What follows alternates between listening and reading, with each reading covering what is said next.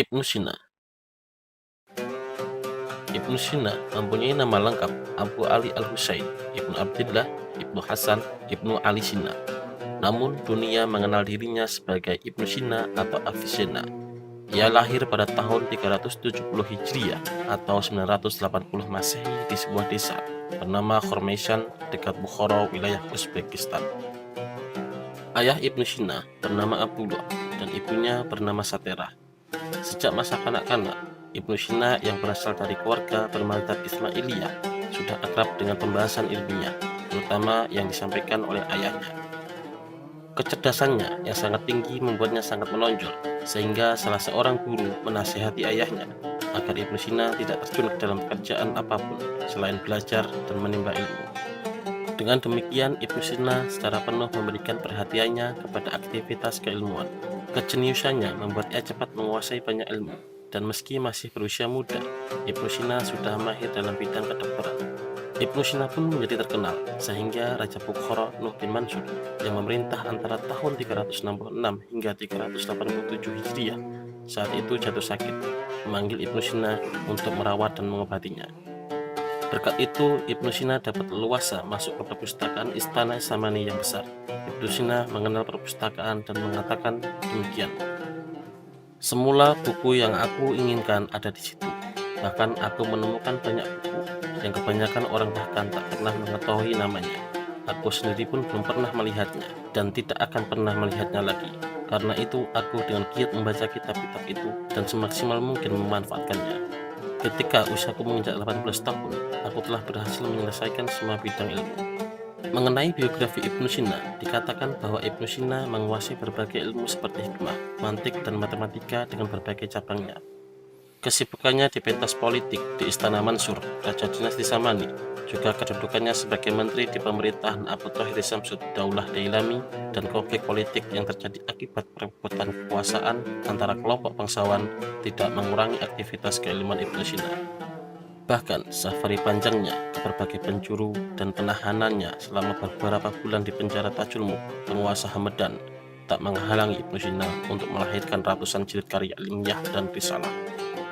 Ketika berada di istana dan hidup tenang serta dapat dengan mudah memperoleh buku yang diinginkan, Ibnu Sina menyibukkan diri dengan menulis kitab konon dalam bidang ilmu kedokteran atau menulis ensiklopedia filsafatnya yang diberi nama Kitab Asy-Syifa. Namun ketika harus bepergian, Ibnu Sina menulis buku-buku kecil yang disebut dengan risalah. Saat berada di dalam penjara, Ibnu Sina menyibukkan diri dengan mengubah bait-bait syair atau menulis perenungan agamanya dengan metode yang indah. Di antara buku-buku dan risalah yang ditulis oleh Ibnu Sina, Kitab Asy-Syifa dalam filsafat dan Al-Qunun dalam ilmu kedokteran merupakan karyanya yang paling terkenal sepanjang masa. Asy-Syifa ditulis dalam 18 jilid yang membahas ilmu filsafat, mantik, matematika, ilmu alam, dan ilahiyat. Mantik Asy-Syifa saat ini dikenal sebagai buku yang paling otentik dalam ilmu mantik Islam. Sementara pembahasan ilmu alam dan ilahiyat dalam Kitab Asy-Syifa sampai saat ini juga menjadi bahan telaah. Dalam biografi Ibnu Sina, diketahui dalam ilmu kedokteran, kitab Al-Qunun tulisan Ibnu Sina selama beberapa abad menjadi kitab rujukan utama dan yang paling otentik. Kitab ini mengupas kaidah-kaidah umum ilmu kedokteran, obat-obatan, dan berbagai macam penyakit. Seiring dengan kebangkitan gerakan penerjemahan pada abad ke-12 Masehi, kitab Al-Qunun karya Ibnu Sina diterjemahkan ke dalam bahasa Latin. Kini buku tersebut juga diterjemahkan ke dalam bahasa Inggris, Prancis, dan Jerman. Al-Qunun adalah kitab kumpulan metode pengobatan purba dan metode pengobatan Islami. Kitab ini pernah menjadi kurikulum pendidikan kedokteran di universitas-universitas Eropa. Ibnu Sina juga memiliki peran besar dalam pengembangan berbagai bidang keilmuan.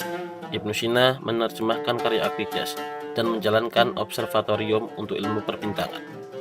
Dalam masalah energi, Ibnu Sina memberikan hasil penelitiannya akan masalah ruangan hampa, cahaya, dan panas kepada khasanah keilmuan dunia. Dikatakan bahwa Ibnu Sina memiliki karya tulis yang dalam bentuk bahasa Latin yang berjudul The Concatenation Legibum. Dalam salah satu bab karya tulis ini, Ibnu Sina membahas tentang asal-muasal nama gunung-gunung. Pembahasan ini sungguh menarik. Di sana Ibnu Sina mengatakan kemungkinan gunung tercipta karena dua penyebab. Pertama, menggelembungnya kulit luar bumi, dan ini terjadi lantaran guncangan hebat gempa. Kedua, karena proses air yang mencari jalan untuk mengalir. Angin juga berperan dengan meniup sebagian dan meninggalkan sebagian pada tempatnya. Ini adalah penyebab munculnya gundukan di kulit luar bumi. Ibnu Sina dengan kekuatan logikanya, sehingga dalam banyak hal mengikuti teori matematika, bahkan dalam hal kedokteran dan proses pengobatan, dikenal pula sebagai filosof tak tertandingi. Menurutnya, seorang baru diakui sebagai ilmuwan jika ia menguasai filsafat secara sempurna. Ibnu Sina sangat cermat dalam mempelajari pandangan-pandangan Aristoteles di bidang filsafat. Ketika menceritakan pengalamannya mempelajari pemikiran Aristoteles, Ibnu Sina mengaku bahwa beliau membaca kitab metafisika karya Aristoteles sebanyak 40 kali. Ibnu Sina menguasai maksud dari kitab itu secara sempurna setelah membaca syarah atau penjelasan metafisika Aristoteles yang ditulis oleh Al-Farabi, filosof muslim sebelumnya. Dalam filsafat, kehidupan Ibnu Sina mengalami dua periode yang penting. Periode pertama adalah periode ketika Ibnu Sina mengikuti paham filsafat peripatetik. Pada periode ini, Ibnu Sina dikenal sebagai penerjemah pemikiran Aristoteles. Periode kedua adalah periode ketika Ibnu Sina menarik diri dari paham peripatetik dan seperti yang dikatakannya sendiri, cenderung kepada pemikiran iluminasi. Berkat telaah dan studi filsafat yang dilakukan para filosof sebelumnya, semisal Al-Kindi dan Al-Farabi, Ibnu Sina berhasil menyusun sistem filsafat Islam yang terkoordinasi dengan rapi. Pekerjaan besar yang dilakukan Ibnu Sina adalah menjawab berbagai persoalan filsafat yang tak terjawab sebelumnya.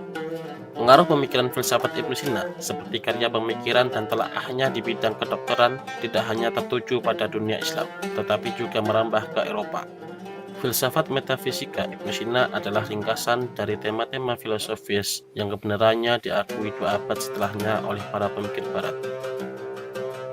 Ibnu Sina wafat pada tahun 428 Hijriah pada usia 58 tahun di Hamadan, Iran.